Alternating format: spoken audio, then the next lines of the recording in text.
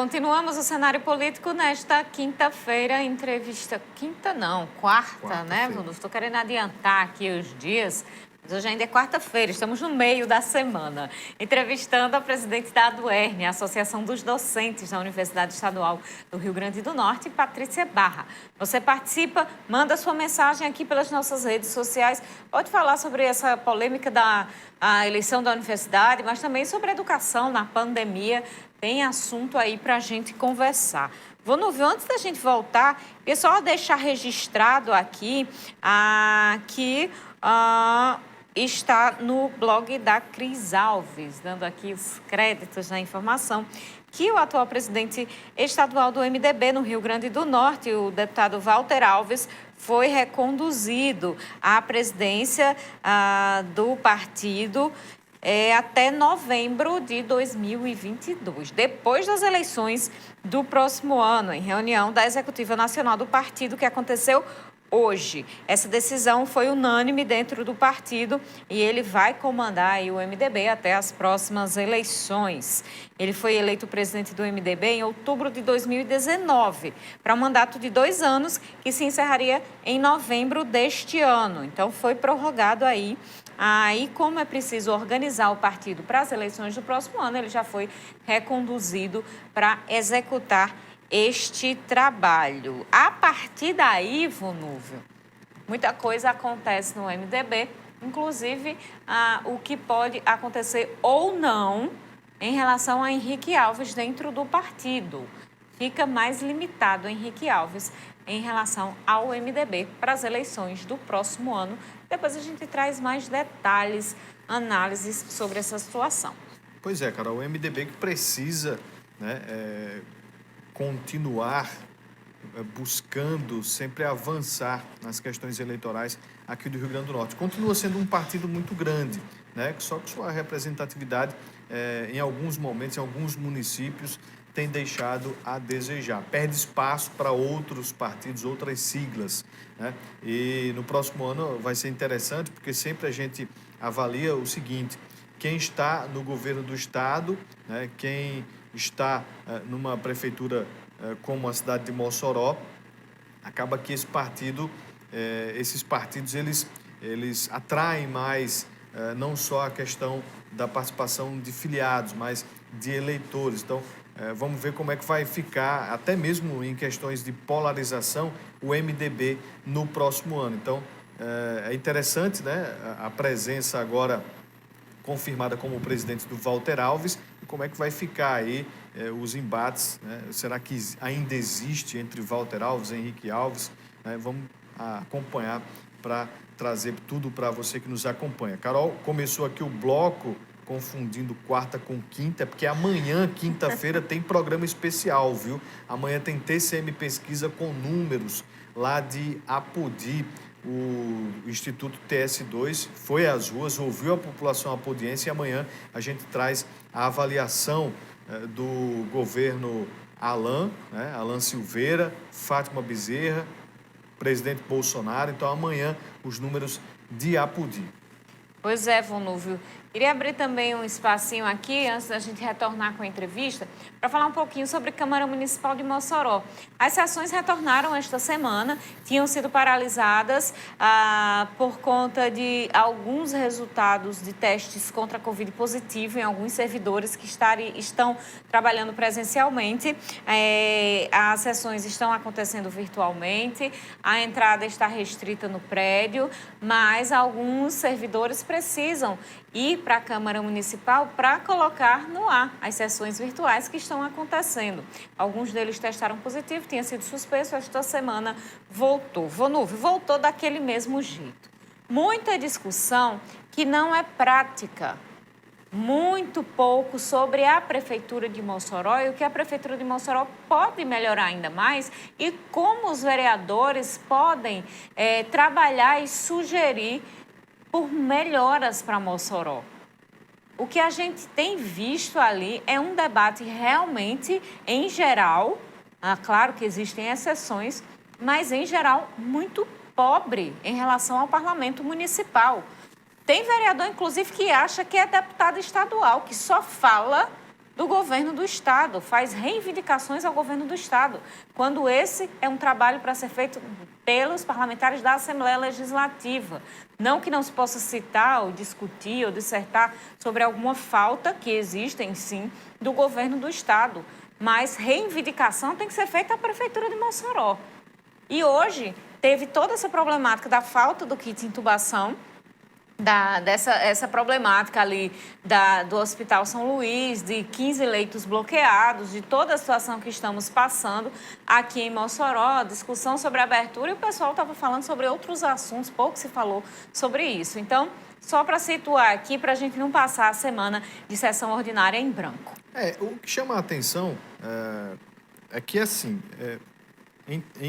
no geral, quem é governista fala contra o governo do Estado, né? Quem é da ala situacionista. Ou então, Vonúvio, só interrompendo aqui rapidinho, ou então sobre a gestão passada.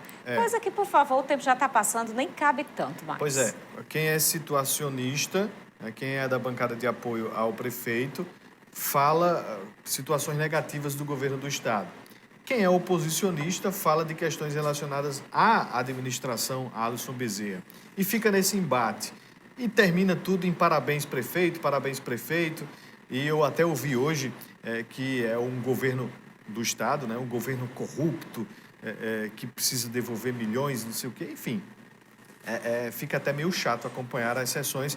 Mas alguns outros assuntos, eles acabam ali, a gente consegue pensar algumas propostas, algumas situações que realmente são de interesse da população moçoroense como um todo, inclusive de fiscalização do Poder Executivo.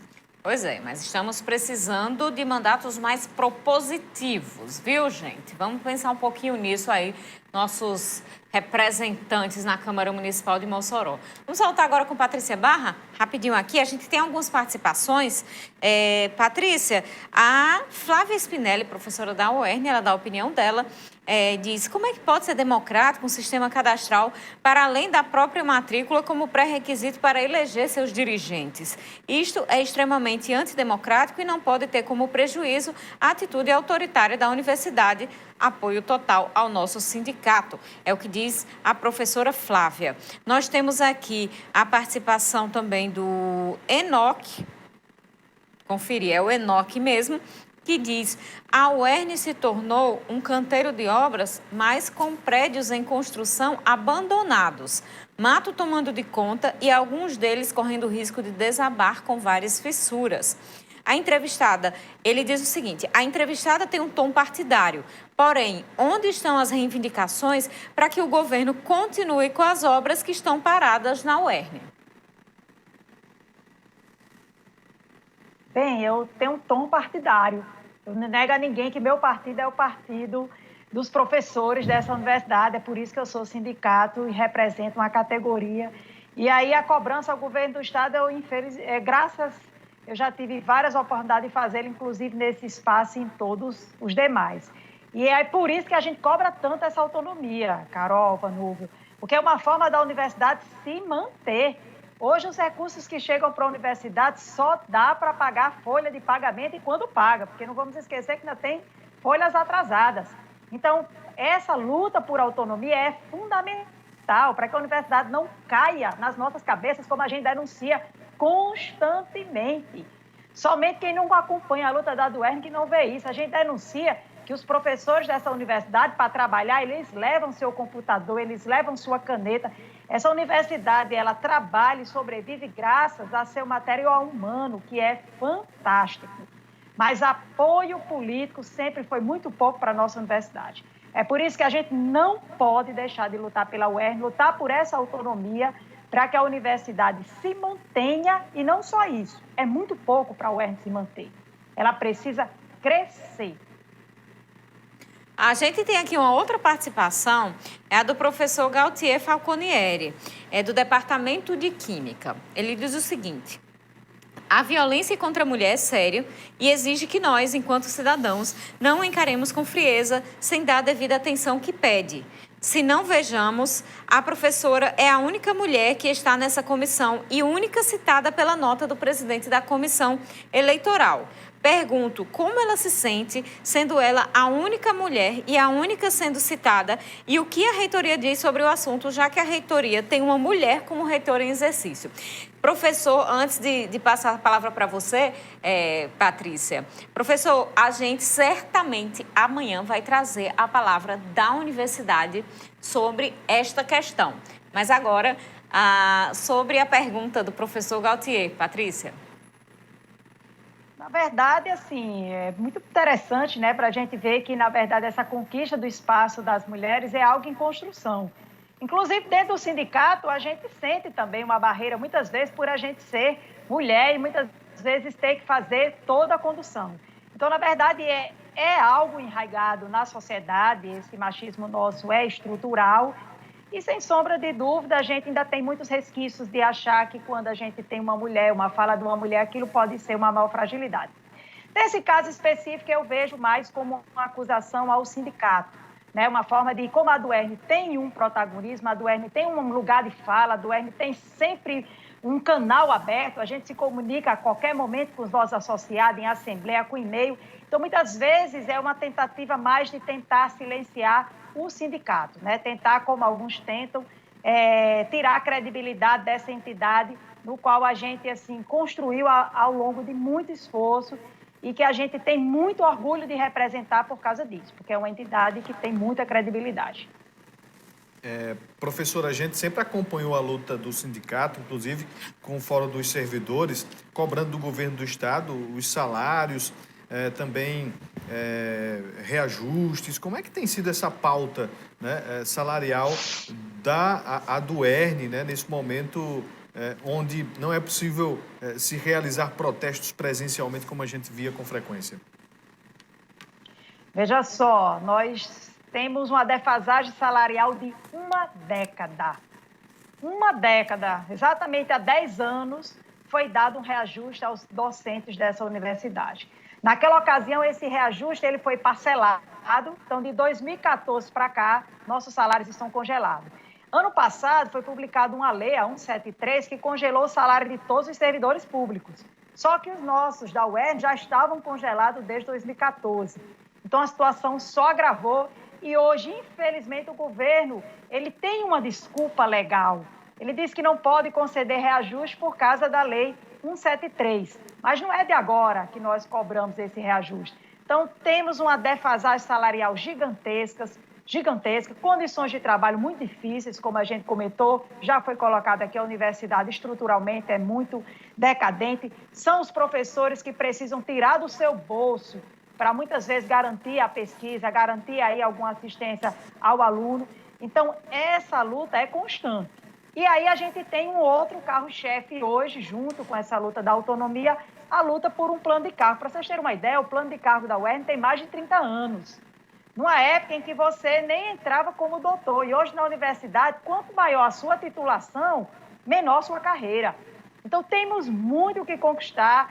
Estamos muito atrasados salarialmente comparado com os professores da Universidade Federal e é por isso que são muitas pautas na qual a Duerne trabalha. E independente de presencial, a gente continua, porque a gente faz pressão por meio de documentos, por meio de reuniões. Amanhã de manhã, às 10 horas, nós temos uma audiência com o governo do Estado para tratar dessa questão do plano de cargo.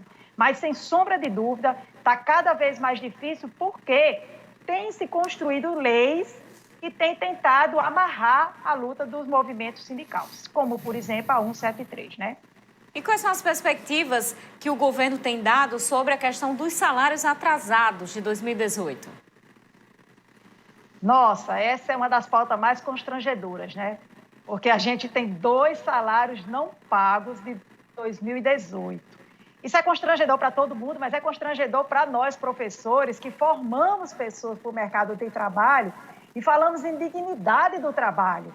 E a nossa dignidade está ferida desde 2018, porque não foram pagos o nosso 13º, nem o nosso salário de dezembro de 2018. começou a ser pago. Agora você imagina essa defasagem aí, os preços de tudo subiu. Começou a ser pago o 13º em fevereiro, somente para aqueles que recebem até R$ 3.500 líquido. E agora, em maio, o governo tinha dito que ia dar continuidade a esse pagamento.